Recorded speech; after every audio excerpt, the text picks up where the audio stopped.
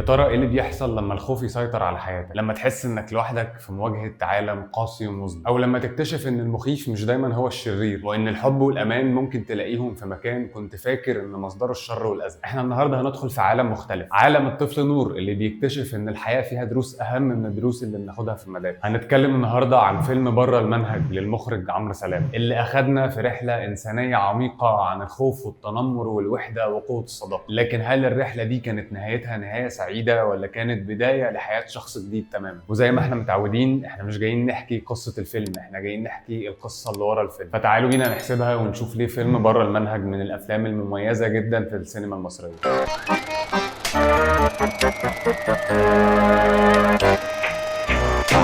الفيلم ده نسيج معقد جدا من الرموز والمشاعر بتبتدي باسم الفيلم نفسه. فالاسم فيه رسالة مباشرة بتقول لنا ان اهم الدروس في الحياة واكثرها تأثيرا مش هي الدروس اللي بنتعلمها في المدرسة، فاحنا كبشر حصيلة التجارب اللي بنمر بيها في حياتنا. فاعتقد ان كلمة المنهج في الفيلم ده ما هي الا رمزية لقوانين المجتمع الاسيوي والدروس اللي بتتفرض علينا في المجتمع ده زي التنمر والخوف والقسوة. لكن نور بيخرج بره المنهج ده وبيلاقي الدرس الحقيقي في مكان محدش كان يتخيله. فاول حاجة لازم تعرفوها عن الفيلم ده ان القصة دي كانت حلم عمرو سلامة لأكتر من 10 سنين، فهو كان عايش مع الفكرة بيفكر فيها وبيطورها لحد ما حس إن جه الوقت المناسب إن هو يطلعها للعالم، وده بيبان في كل تفصيلة في الفيلم. فاختياره للطفل عمر شريف علشان يلعب دور نور كان اختيار عبقري، فهو طفل موهوب بالفطرة قدر يعبر عن كل المشاعر المتناقضة اللي بتمر بيها الشخصية، من خوف لضعف لثقة لشجاعة. كمان اختيار ماجد الكدواني علشان يأدي دور وحيد أو المراكبي كان اختيار أكتر من ممتاز، فهو ممثل شاطر قوي إنه يجسد مشاعر مركبة، وده اللي كان مطلوب بالظبط في شخصية زي شخصية المراكبي. فهي شخصية بتخفي ورا قسوتها وجفاها حزن وجرح عميق. كمان عمرو سلامة قال في بوست على السوشيال ميديا ان الفيلم فيه لمحة شخصية منه، فمثلا مشهد ماتش الكورة اللي فريق نور خسر فيه 13 واحد قدام البنت اللي بيحبها، ده كان موقف حصل في حياة عمرو سلامة فعلا. وكمان رحلة نور من بيته للمدرسة دي كانت رحلة والد عمرو سلامة زي ما كان بيحكيها له، وده بيورينا ويفهمنا قد ايه الفيلم ده قريب لقلب عمرو سلامة، وانه ما كانش مجرد عمل فني على قد ما كان تجربة شخصية. نيجي بقى لقلب الفيلم واسلوب الاخراج. فبالنسبة لي عمرو سلامة استخدم كل ادوات الاخراج المتاحه قدامه علشان يقدر يوصل لنا الاحساس العميق بالفيلم والقصه. فاسلوب اخراج الفيلم ده كان مختلف عن اعماله اللي قبل كده. فاول حاجه هناخد بالنا منها هو ايقاع الفيلم الهادي، فعمرو سلامه هنا اختار يمشي بالفيلم ده على مهله. فالايقاع البطيء ده بيسمح للمشاهد انه يعيش حاله نور ويحس معاه بخوفه ووحدته، وبيخلينا نتامل كل لقطه ونفهم دوافع الشخصيه من غير ما نحتاج لكلام كتير. فالمشاهد اللي نور كان بيبعد فيها عن صحابه المتنمرين في المدرسه، او وهو بيكتشف قصر وحيد، كانت بتاخد وقتها علشان يوصل لنا الاحساس بالضياع والوحده. ومشهد من المشاهد الحلوه قوي في الفيلم ده ونور رايح المدرسه،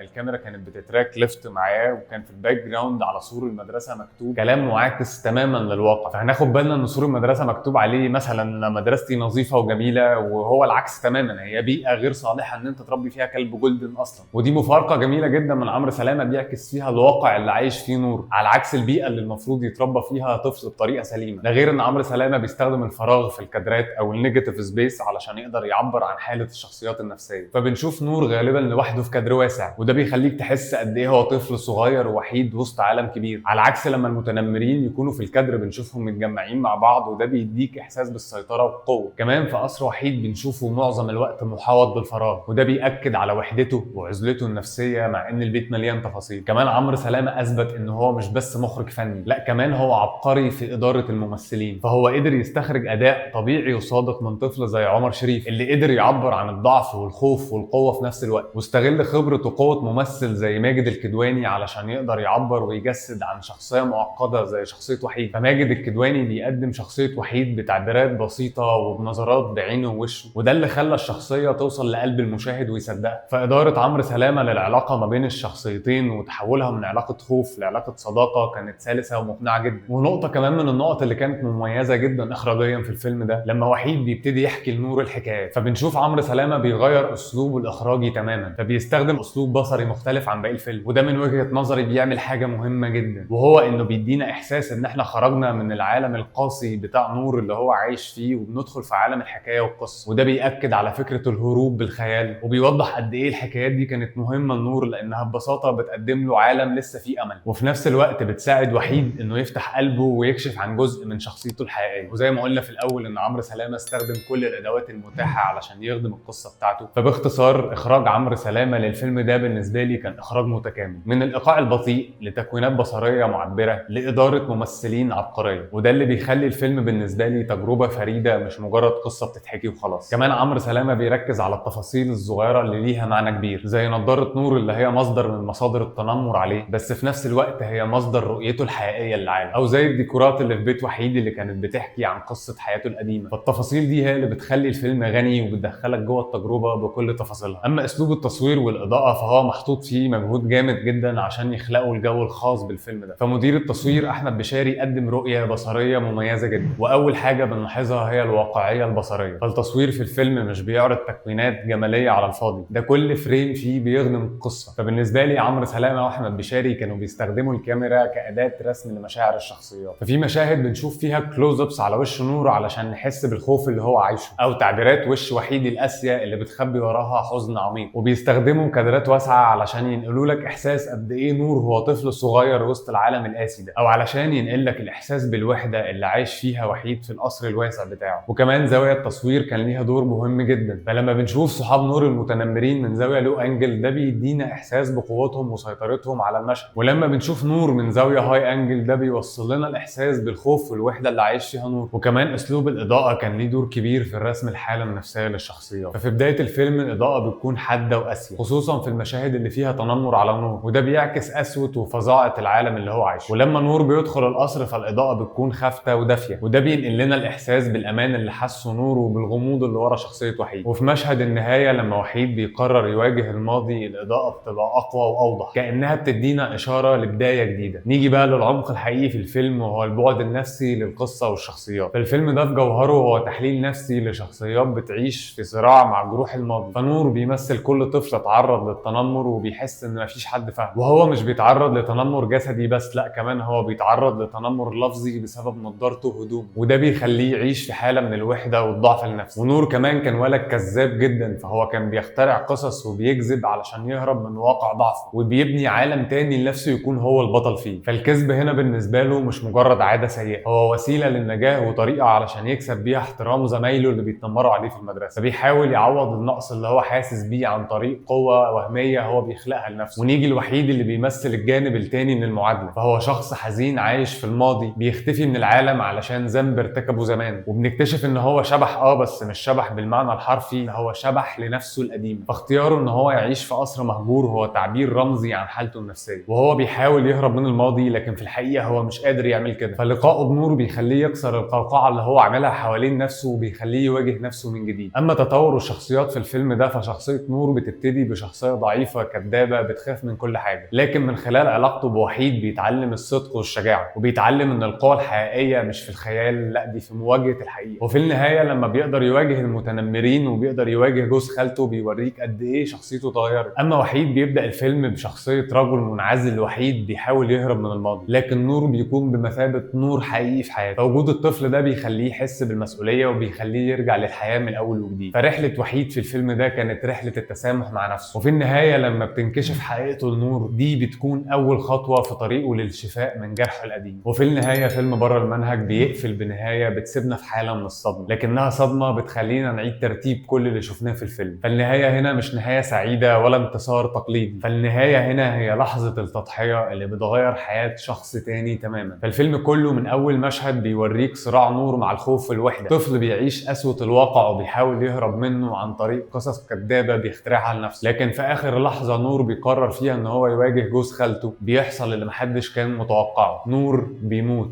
وهنا بتتغير كل حاجه. فنور كان طول الفيلم بيدور على القوه اللي يقدر يواجه بيها العالم، وموته هنا بيتحول من مأساة فرديه لقوه دافعه بتغير حياه شخص تاني. فنور اللي كان بيستمد القوه من حكاياته بيدي القوه دي الوحيد اللي كان عايش شبح لنفسه. فنقدر نقول هنا ان نور مات علشان وحيد يقدر يعيش. ولما بنشوف وحيد وهو بيخرج من عزلته وبيحلق دقنه وبيقرر يواجه العالم تاني، فده مش مجرد قرار بس نابع منه على قد ما هو رد فعل مباشر اللي حصل لنور. فنور هو اللي فجر جواه جواه رغبة قوية انه يرجع للحياة وانه يعيش علشان روح الطفل البريء اللي كان سبب في خروجه من العزلة دي. فنور كان العامل الخارجي الأقوى اللي أثر على وحيد وخلاه ياخد قرار التغيير. فالنهاية دي بتوصل لنا رسالة قوية وصادمة، وهي إن أحيانا التغيير الحقيقي مش بيحصل بانتصارات فردية، ده بيحصل بسبب التضحيات، وإن ممكن طفل صغير بحياة قصيرة يكون السبب في إن شخص تاني يلاقي معنى جديد لحياته. فالنهاية بتخليك تبص على الفيلم من منظور مختلف تماما. فالفيلم مش مجرد حكاية عن الصداقة، لا هو حكاية عن التضحية، وإن الموت بيكون أحيانا بداية حياة جديدة لشخص تاني. وفي النهاية ففيلم بره المنهج هو دعوة للتأمل في قيم زي الصداقة والصدق والشجاعة، وهو رسالة لكل واحد بيحس إن هو لوحده، إن هو مش وحيد، وإن دايما في نور ممكن يدخل حياته ويطلعه من الضلمة اللي هو عايش فيها. والفيلم كمان بيثبت إن السينما والمخرجين المصريين لسه قادرين يقدموا أعمال نفسية بتلمس النفس البشرية. بس كده، ودي كانت نظرتنا البسيطة لفيلم عميق وجميل زي فيلم بره المنهج. فما تنساش تشوف الحلقات اللي فاتت وتستنى الحلقات الجاية، وتعالوا نحسبها.